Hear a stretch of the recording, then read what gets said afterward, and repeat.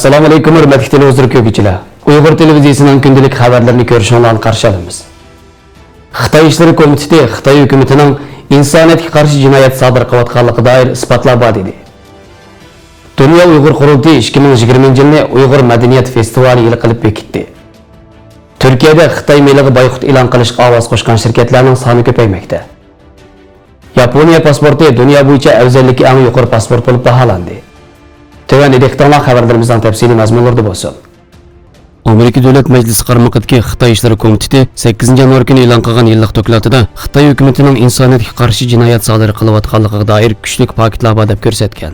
Sharq Turkistonning vaziyati Xitoy Ishlari Komitetining Xitoyning kishilik huquq va qonunning ijro qilinishi vaziyati baholab chiqiladigan bu yillik dokladidan ayrim bir sahifa sifatida o'rin olgan bo'lib, buningda komitetimiz Xitoy hukumatining rayonda Uyg'urlar va boshqa musulmon turkiy millatlar ustidan insoniyatga qarshi jinoyat sodir qilayotganligiga ishonildi deb yozilgan. Dokladda Sharq Turkistonning ahvoliga maxsus bir bob ajratilgan bo'lib, lagerlarning ahvoli, Uyg'ur o'smirlar duch kelayotgan turli fojialar va lager sirtidagi Uyg'urlarning ijtimoiy muhiti tafsili bayon qilingan. Xitoydagi siyosiy mahbuslar haqida to'xtalganda bo'lsa, Sharq Turkistondagi Toshpo'lat Tiyib, Rahila Davud, Abdug'ofur Abdurasul qatorliq shaxslar alohida misol qilingan. Butkul dokladning har qanday bo'ligida jumladan fikr erkinligi, diniy e'tiqod erkinligi, majburiy emgak, ayollarning xorlanishi, muhitning bulg'anishi, dinni xitoychilashtirish shuar ostida diniy e'tiqodni bevosita kontrol qilishga o'tayotganligi, buningdagi ig'ir ziyonkashlik hodislari islom dinida ko'rilayotganligi, bu holning hozir xristian, Falun tariqati, buddizm qatorliq dinlarga kengayotganligi, Xitoy hukumatining bu orqali ham dinlarni, ham har qaysi millatlarni unumli kontrol qilish maqsadiga yetmoqchi bo'layotganligi degandek boblarning hammasida eng tipik misolning Sharq Turkistondan elinishi, uni ko'rgan har qanday kishiga Uyg'urlarning qaysi darajada ezilayotganligini tafsili bayon qilgan. Amerika Davlat Majlisi qaramaqidagi Xitoy Ishlari Komitetining bu yillik doklati mazkur komitet raisi James McGovern va muavin raisi Mark Rubiolarning imzosi bilan e'lon qilinib, 8 yanvar kuni attiganda Amerika Davlat Majlisi binosida axborot e'lon qilish yig'ini o'tkazilgan. Murosimning oxirida har qaysi shaxslar turli temalar bo'yicha savollar so'ragan. Komitet a'zolari o'xshamagan nuqtalardan javob bergan. Faoliyatga xeyli ko'p sondagi Uyg'ur jamoati qo'llarida lagerlarga so'langan urug' tuqqanlarning rasmlarini ko'tarishgan holda axborot yig'inida qatnashib, umumiy kayfiyatiga alohida mazmun qo'shgan.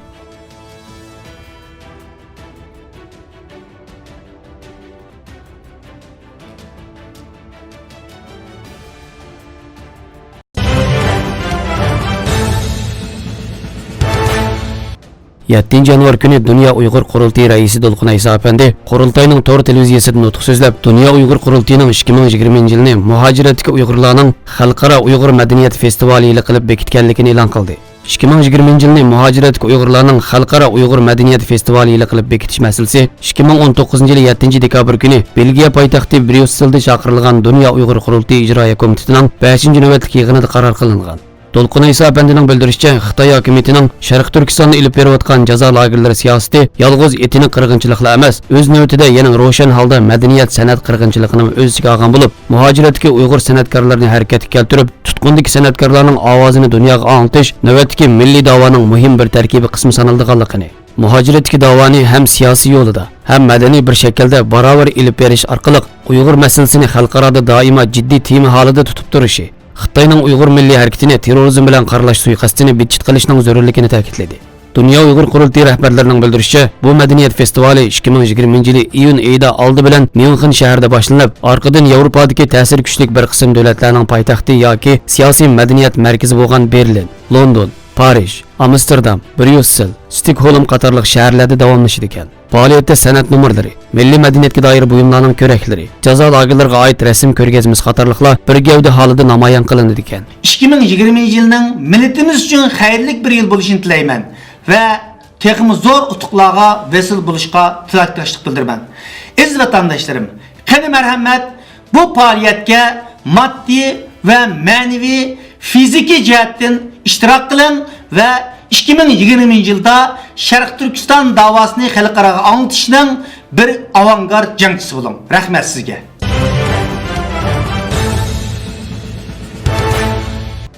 Türkiye'nin Denizli viloyatida boshlangan Sharq Turkistondagi irqiy qirg'inchilikqa qarshi Xitoy bilan bo'lgan tijoratni senmi to'xtat. Xitoy milliy import qilma nomli faoliyatga ovoz qo'shgan shirkatlarning soni 11 ga yetgan. Uzun yıllardan bu yan Uygurlarni qo'llab kelayotgan Dankrom süt ishlab chiqarish mashinasi va zapchaslar shirkati mudiri Qodir Aqinji Xitoyga qarshi konkret ishlarni qilish uchun Turkiyadagi barliq shirkatlarni Xitoy melini import qilmaslikka chaqirish faoliyatini boshlagan bo'lib, hozirgacha Turkiyaning Denizli viloyatidagi 11 shirkatning ovoz qo'shganligini jakarlagan. Turkiya Tashqi savdo ministrligining oldida muxbirlarga bayonot berib, bu orqali Uyg'urlarning haqqoniy da'vosini qo'llaydiganligini, Xitoyning Sharq Turkistonliklarga ilib berayotgan irqiy qirg'inchilikqa bo'lgan noroziliklarni bildirish, Turkiya hukumatini Uyg'urlarga ega chiqarishga chaqiriq qiladiganligi, uzun yillardan buyon Sharq Turkiston masalasiga ko'ngil bo'lib kelayotganligi, oz deganda 15 yildan buyon Sharq Turkistondan kelgan Uyg'urlar bilan uchrashib, fikr almashtirib, hal qilishning yo'llari to'g'risida bosh qotirayotgan bir masala ekanligini, uzundan buyon Xitoyga norozilik namoyishlari o'tkazib, matbuot bayonoti berganligini, lekin bularning degandek unumi bo'lmaganligini, shunga Xitoyga iqtisodiy jihatdan ta'sir ko'rsatadigan bir faoliyat olib berish uchun mazkur faoliyatni boshlaganligini bildirdi. İstanbul'daki Uyg'ur iqtisodshunos Abdurashid Abdulhamid apandi Turkiya shirkatlarining Xitoyning mollari azam bo'lg'achqa ko'proq Xitoydan mol import qilayotganligini, agar bu faoliyat butun Turkiyada umumlasa, Xitoyni qo'rqitamizmi, biroq ahamiyatining zo'r ekanligini ilgari surdi.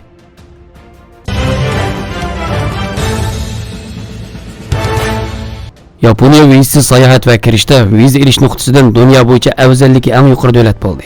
Yeni pasport jadvaliga asoslanganda Yaponiya 2020 yilning boshlanishidan boshlab jami 191 davlat bilan vizasiz sayohat va kirishda viza olish kelishimlari tuzgan bo'lib, sayohat erkinligi nuqtasidan eng afzal pasport ega davlat bo'lib tanlangan. Singapur ikkinchi bo'lgan.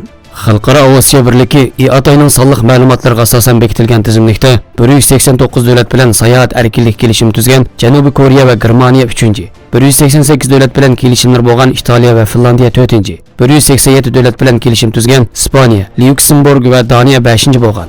Dunyo miqyosida 111 davlat bilan sayohat erkinligi va kirishda viza olish kelishimlari bo'lgan Turkiya bo'lsa, yuqorqi tizimlikda 55-ratdan o'rin olgan. 199 davlatning pasportlari selishtirilgan mazkur tizimlikda sayohat erkinlik nuqtasidan Suriya, Iroq va Afg'oniston eng oxirgi ratdan o'rin olgan. Xabarlarimizni ko'rganingizga rahmat. Ko'rishgacha omon bo'linglar. Xayr xo'sh. Allohga omonat.